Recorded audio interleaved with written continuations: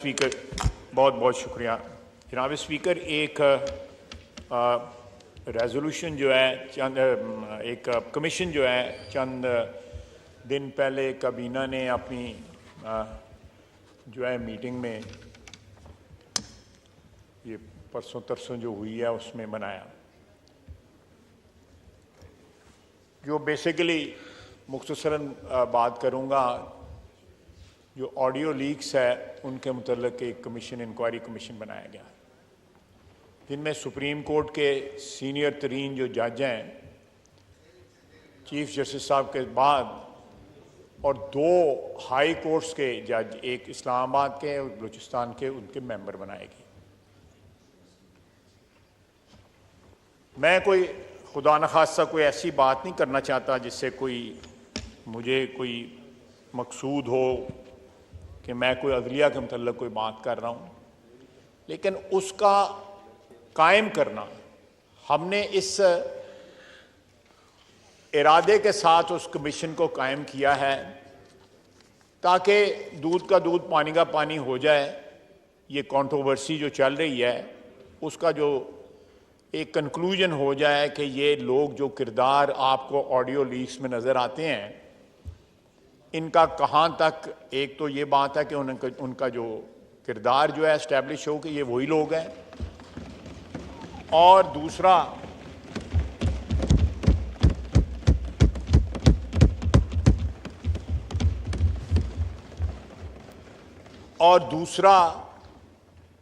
अगर इस सिलसिले में कोई कानूनी जो है चाराजोई होनी है या किरदारों की जो है शनाख्त प्रॉपर होने के बाद अवाम को भी उनका चेहरा पता लग जाए कि भाई कोई ऐसी इन ऑडियो लीक्स में जो है वो जो असल किरदार हैं वही हैं जिनका नाम आ रहा है, कोई ये चीज़ फैब्रिकेटेड नहीं है, तो मेरा ख्याल ये सारी चीज़ें सामने आ जाएंगी। पीटीआई ने जो है उसको चैलेंज कर दिया है, उसकी कॉन्स्टिट्यूशन जो है उस कमीशन का। उनको ये 3 जजों पे एतराज़ है कि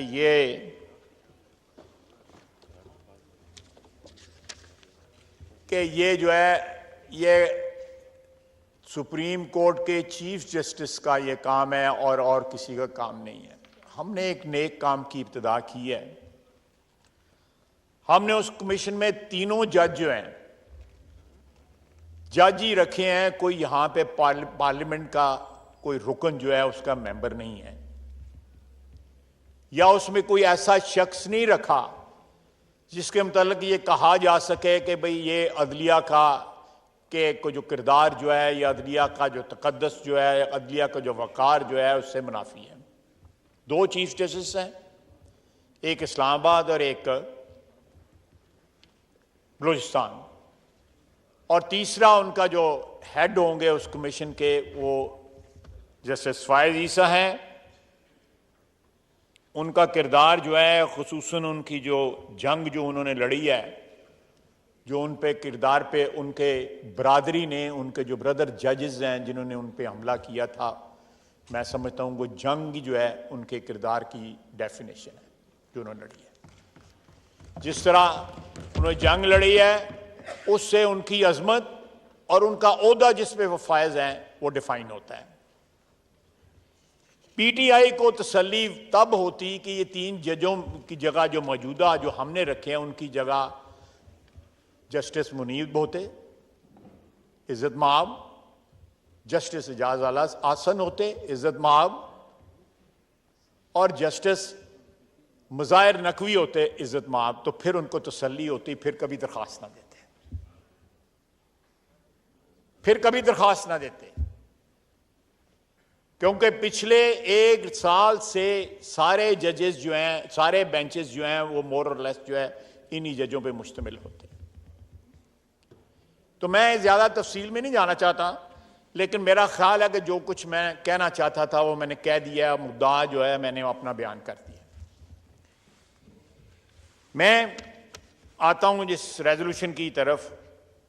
सर, मेरे ज़हन में या किसी पाकिस्तानी के ज़हन में कोई एम्बिग्विटी नहीं है, कोई जो है इसके मुतल्लिक़ शक और शुबा नहीं है कि 9 मई को जो हमला था मुख्तलिफ फ़ौजी तनसीबात पे,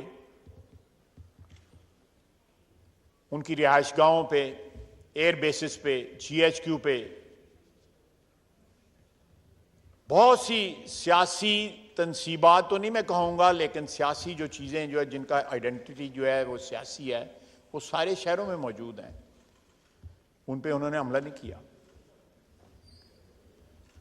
और भी हमारे सरकारी दफातर भी उन पे हमला नहीं किया, उन्होंने सिर्फ और सिर्फ जो है फौजी तनसीबात पे हमला किया। सर, ये हमला उनका फौजी तनसीबात पे नहीं था, ये हमला पाकिस्तान पे था। उन्होंने वो किरदार अदा किया जिसका खदशा या तवक्को हमें हिंदुस्तान से होती है, अपने अज़ली दुश्मन से होती है। पाकिस्तानियों से कभी ये उम्मीद नहीं की जा सकती थी। जिन लोगों ने इश्तियाल दिलवाया, अब वो हमारे पुराने सिपा सलारों के साथ जो है अपनी रिश्तेदारी गिनवा रही हैं। जिस वक्त अटैक करने के लिए लोगों को इश्तियाल दिलाया जा रहा था, उस वक्त उनको वो रिश्तेदारी याद नहीं थी। हम लोग सियासतदान हैं जनाब, सियासी बरादरी हैं।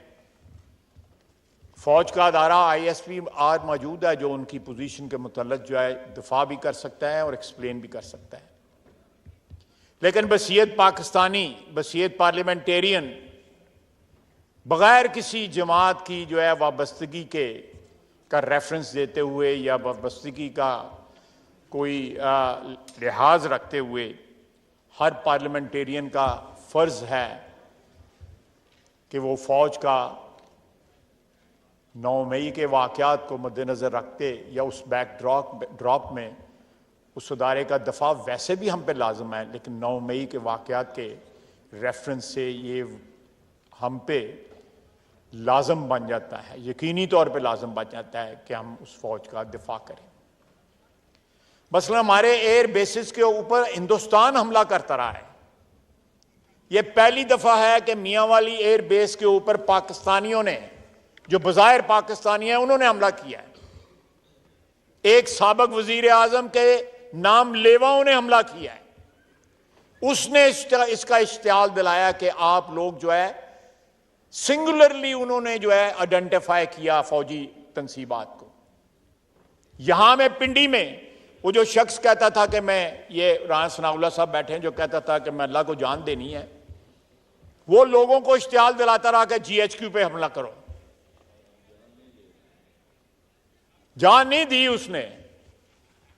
ये बेगुनाह राना सनाउल्लाह यहां बैठा हुआ है, बेगुनाही का एक पूरा सबूत है, लेकिन उसको गैरत नहीं आई।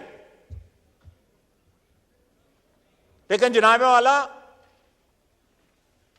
क्यों सोचने का मुकाम है, 22 करोड़ आवाम का ये सोचने का मुकाम है कि क्यों जो है वो कोर कमांडर के घर को चुना गया लाहौर में, शोहदा की यादगारें चुनी गई। जनाब वाला, जो कौमें मोहसिनों को याद नहीं रखती, उनकी तकरीम नहीं करती, उनकी कुर्बानियों का एहतराम नहीं करती, तारीख उन कौमों को माफ नहीं करती। खुदा न खास्ता मैं ये लफ्ज़ नहीं इस्तेमाल करना चाहता, वो कौमें मिट जाती हैं जो अपने मोहसिनों की कुर्बानियां याद नहीं रखती। निशाने हैदर जो है हमारे, जिन्होंने अल्टीमेट कुर्बानी दी नहायत बहादुरी के साथ, उन्होंने उनकी कुर्बानी याद ना की जिस वक्त ललकार रहे थे कि कोर कमांडर हाउस चलो। किसी ने वो कुर्बानी याद ना की। उसका मुजस्मा मिस्मार करते हुए कर्नल शेर खान का, जब उसका मुजस्मा मिस्मार किया जा रहा था, उसकी तौहीन की जा रही थी। किसी को उस वक्त याद ना आया कि ये चागी पहाड़ की जो है यादगार जो है, ये हमारी दफा का सिंबल है, निशान है, हमारे एटमी ताकत होने की शनाख्त है। उन्होंने उसको भी जला के रख दिया। एक वाहिद डिटरेंट है जिसकी वजह से इस खित्ते में अभी तक जंग नहीं हुई। जिसके लिए 3 दहाइयां जो है जुल्फकार अली भुट्टो से लेके नवाज शरीफ तक जो है वो खालक रहे इस प्रोग्राम के, और इन लोगों ने उस प्रोग्राम की भी तौहीन की। उसके सिंबल को जो है आग लगा दी। ये लोग पाकिस्तानी हैं, इनके चेहरे तो शनाख्त करें।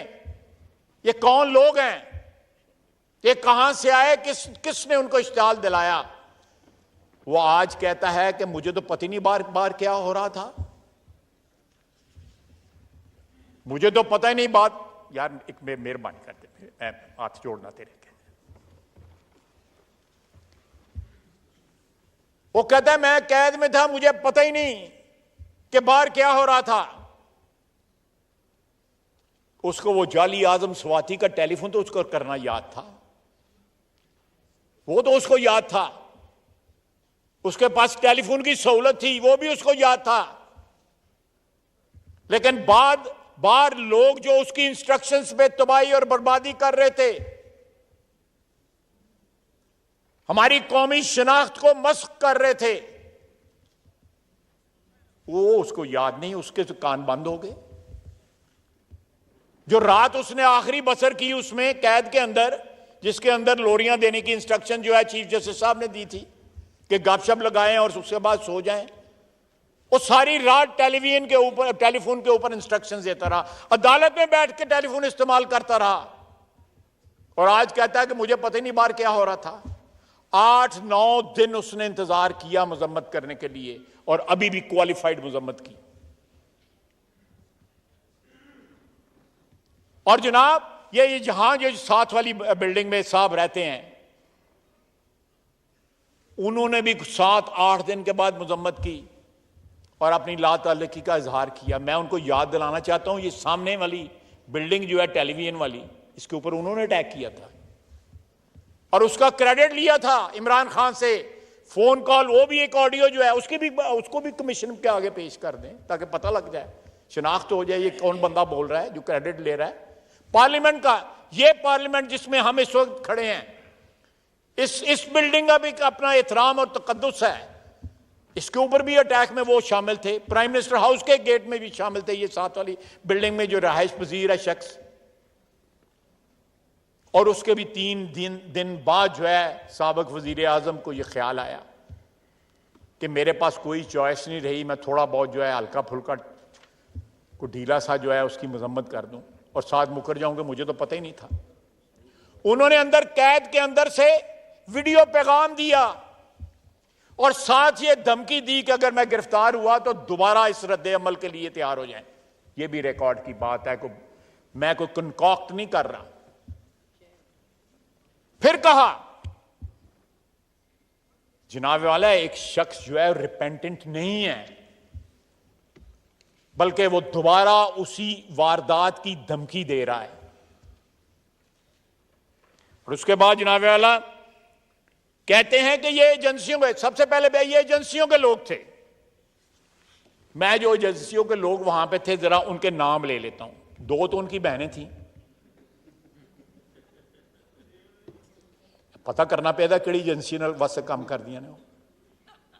एक उनका भांजा था जिसने वो वर्दी टांगी हुई थी छड़ी के ऊपर,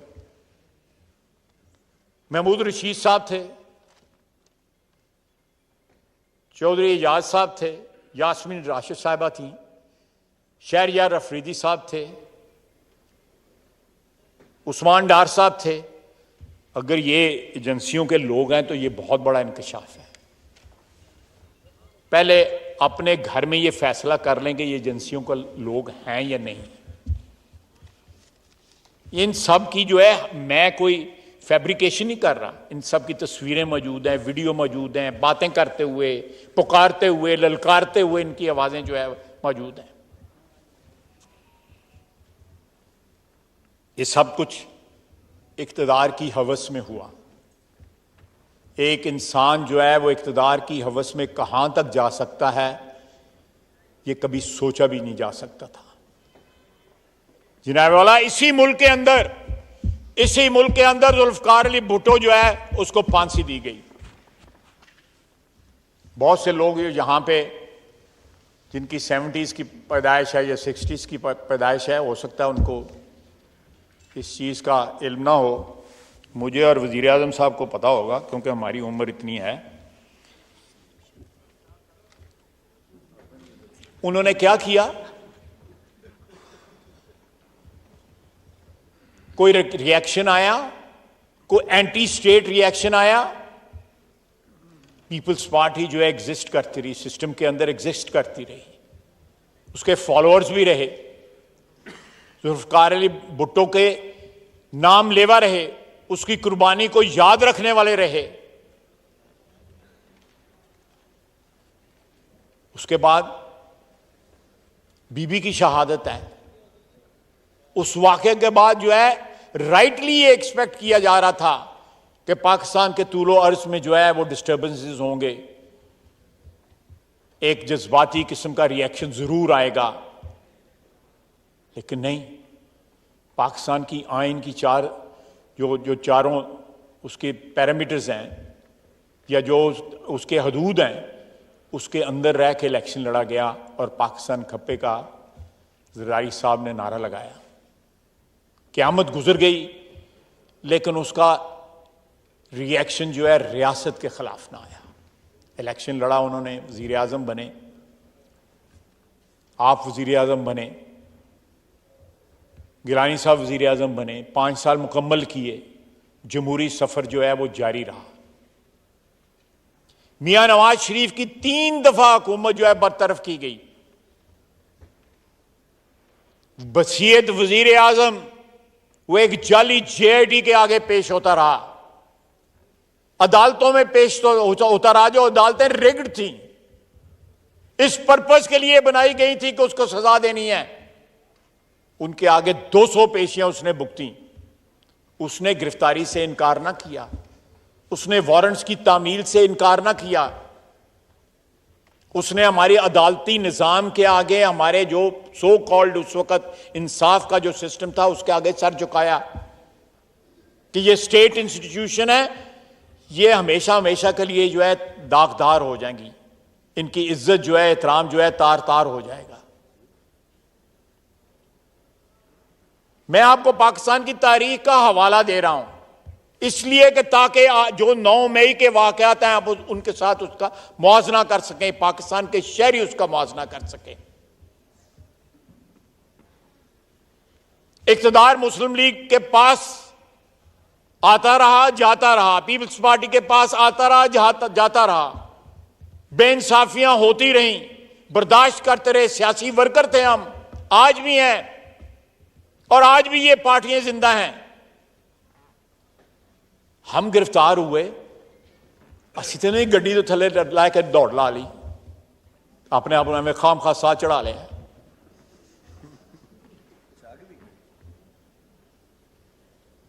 और ये लोग जो मफरूर हैं, जो छुपे हुए हैं, एक बंदा बता दें आप, जो है पीपल्स पार्टी का वर्कर या पाकिस्तान मुस्लिम लीग का वर्कर के आजमाइश का वक्त आया हो तो उसने गिरफ्तारी ना दी हो।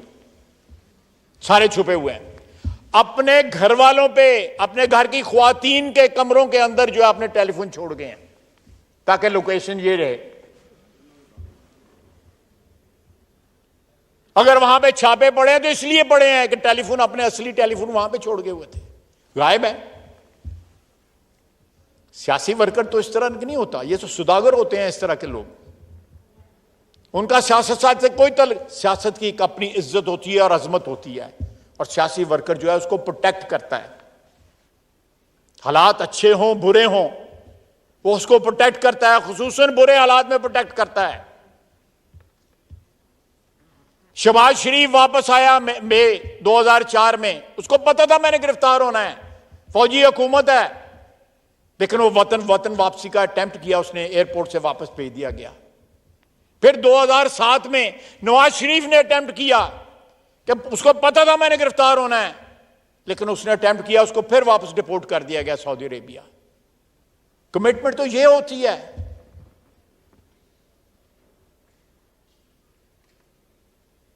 जनाब वाला, एक कमिटमेंट ये नहीं होती कि दौड़ लगा जाओ और सारा घेरा डलवा लो, इस जमान पाक में कोई शख्स नहीं मार सकता। और बलवे करवाने। वहां पे एक डीआईजी है, अल्लाह उसको सेध दे, उसकी आंख जाया हो रही है, सियालकोट का है, चुविंडे का, उसकी आंख जाया हो रही है। इन्होंने क्या क्या सलूक नहीं किया हमारी लॉ एनफोर्समेंट जो हमारी एजेंसीज है उनके साथ। इज्जत वाले वकार वाले लोग जो है सरेंडर करते हैं कानून के आगे, गिरफ्तारी से डरते नहीं हैं। लेकिन उसके लिए इज्जत और वकार जो है, ये दो इंग्रेडिएंट होने बहुत जरूरी हैं, जो नहीं है इनमें। जनाब स्पीकर,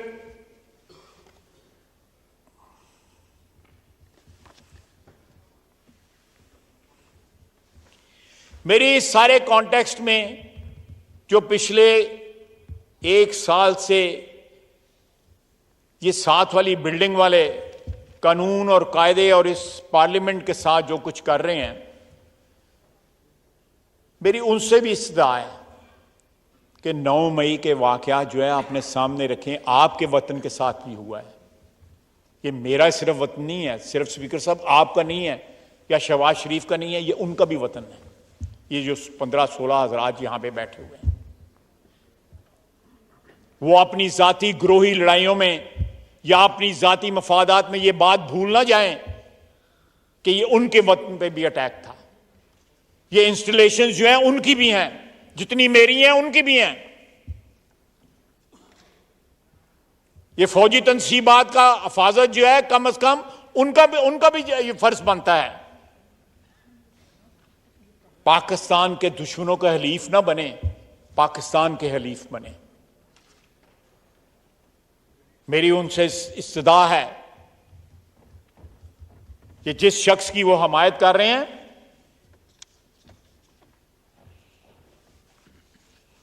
ये जिस शख्स की वो हमायत कर रहे हैं, वो किसी का वफादार नहीं है, सिर्फ अपनी जात का वफादार है। उसको कैद के दौरान जो है कोई याद नहीं आया।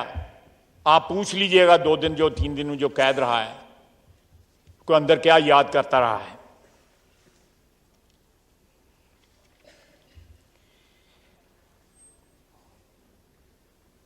और अब जब सारे हरबे नाकाम हो गए हैं, तो एब्सोल्युटली नॉट बैरूनी साजिश, वो साइफर उससे जो है अब आउटर्न लिया है। जनाब तरले मिन्नतें करनी है तो किसी शख्स की करें, किसी रुतबे वाले की करें, जिसकी कोई औकात हो उसकी करें। मैं कोई औकात के खुदा न खास्ता कोई गलत बात नहीं कहना चाहता, लेकिन जो कांग्रेस है, यूएस कांग्रेस है, उसके को 500-600 मेंबर हैं, उसके एक रुकन को टेलीफोन करके उसके तरले कर रहे हैं कि मेरी मदद करो, मिन्नतें कर रहा है कि मुन्नू बचाओ, और कल तक कह रहा था कि उन्होंने साजिश की है, बैरूनी साजिश हुई है मेरे खिलाफ। और डोनाल्ड लू भी तो अमेरिकन था, वो कौन सा लाहौर लोहारी के रहने वाला था, वो भी तो अमेरिकन था। मेरा ख्याल है वो पावर के लिहाज से या उसके रुतबे के लिहाज से हो सकता है ज्यादा इंपॉर्टेंट हो। और पैगाम रसानी हो रही है, अमेरिका के साथ पैगाम रसानी हो रही है। वहां पे लोग जो हैं, आपको पता है कि अमेरिका के सिस्टम के अंदर जो है लॉबिस्ट जो है 10, 15, 20 हज़ार डॉलर खर्च करके जो है कंट्रीब्यूशन देके, उनके कानून में ये चीज शामिल है। वहां पे ये चीज मायूब नहीं समझी जाती। हमारे यहां पे सियासतदान जो है इतनी रकम पकड़ ले तो उसके पीछे जो है पता नहीं क्या क्या होना शुरू हो जाए। उनसे ये बातें करवा रहे हैं कि यहां पे जो है कोई स्पेशल कोर्ट्स बन रही हैं, यहां पे कोई स्पेशल कानून बन रहे हैं, नई लेजिस्लेशन हो रही है। जनाब वाला, आपकी वसातत से मैं ये बात करना चाहता हूं कि कोई नई लेजिस्लेशन नहीं हो रही, कोई नई लेजिस्लेशन नहीं हो रही। ये सिस्टम जो है, जिस तरह मैंने रेजोल्यूशन में पढ़ा है, anti terrorism act 1997, army act 1952, 1952 और पाकिस्तान पीनल कोड 1860 में ये चीजें जो है प्रोवाइडेड फॉर है। ये मुकदमात इन कवानीन के तहत चल जो ऑलरेडी हमारी स्टैट्यूट बुक्स में मौजूद हैं, और वो ये कोर्ट्स ऑलरेडी फंक्शन कर रही हैं। इन कोर्ट्स ने ऑलरेडी सजाएं सुनाती हैं, ये पिछले साल भी सुनाई। मेरे पास लिस्ट मौजूद है, 6 फांसियां हुई जिसमें 5 सिविलियन थे, 1 फौजी था। वही सिविलियन इन्वॉल्व होते हैं जो किसी फौजी मामले के अंदर जो है जिनका कोई ताल्लुक वास्ता जो है निकलता हो।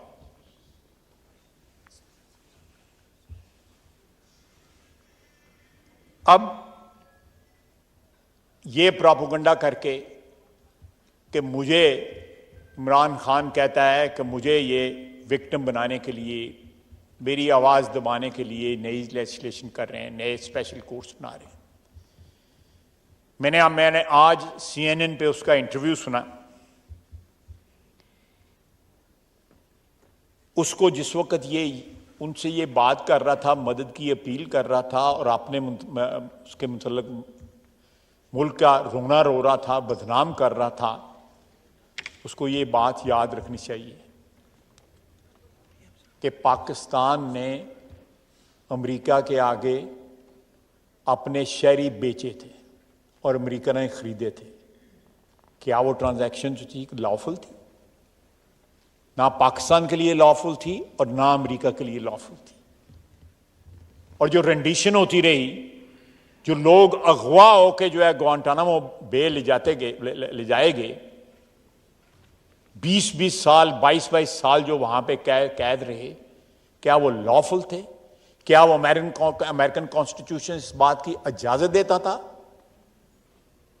अब हम जो है कराची में एक जजीरा जो है उसको जो है बाउंड्री के बाहर कर दें कि जी ये पाकिस्तान का लॉ इस पर लागू नहीं होता, गो ये मलकियत पाकिस्तान की है और वहां पे जो मर्जी जो है अंधेर मचाते रहें, तो कानूनी नहीं होगा। सर ये रेट ऑफ हैबियस कापस जो है जब इन्वेंट की गोरों ने, यूनाइटेड किंगडम ने, ग्रेट ब्रिटेन ने, तो लॉर्ड कॉर्नवालिस ने वो लॉ बनाया था। और वो लॉज में 2-3 जगह उन्होंने एग्जेम्प्ट कर दी थी कि यहां पे ये रिट जो है ये एप्लीकेबल नहीं होगी। The man lost his job, he was condemned by history. America का ये रिकॉर्ड जो है रेंडिशन का, और यहां से बंदे खरीद के, हमारा रिकॉर्ड तो गंदा है ही है जिन्होंने बेचे। आज नहीं पता, किताब में इतराफ किया हुआ जनरल मुशर्रफ ने। उनसे ये मदद मांग रहा है जिनका ये रिकॉर्ड है। मैं ये स्टोरी इसलिए आपको सुनाई है, उनसे ये मदद मांग रहा है जिनका ये रिकॉर्ड है ह्यूमन राइट्स में, जिनको फलस्तीन और कश्मीर में ह्यूमन राइट्स की वायलेशन नजर नहीं आती। उनसे ये अपील कर रहा है, और अपील अपनी फौज के खिलाफ कर रहा है, अपने वतन के मुहाफिजों के खिलाफ कर रहा है। आज भी एज वी स्पीक शहादतें हुई हैं हमारे फौजियों की। कोई दिन नहीं जाता दहशतगर्दी के खिलाफ जंग में हमारे फौजियों की, FC की, पुलिस की शहादतें ना हो। पेशावर में देख ले,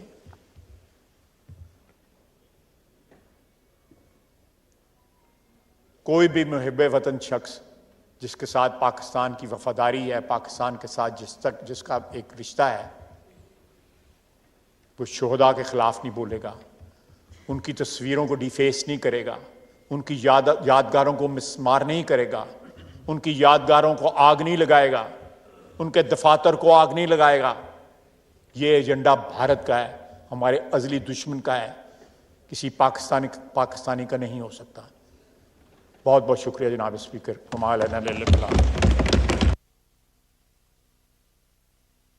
ऑनरेबल प्राइम मिनिस्टर पाकिस्तान। बहुत शुक्रिया जनाब स्पीकर।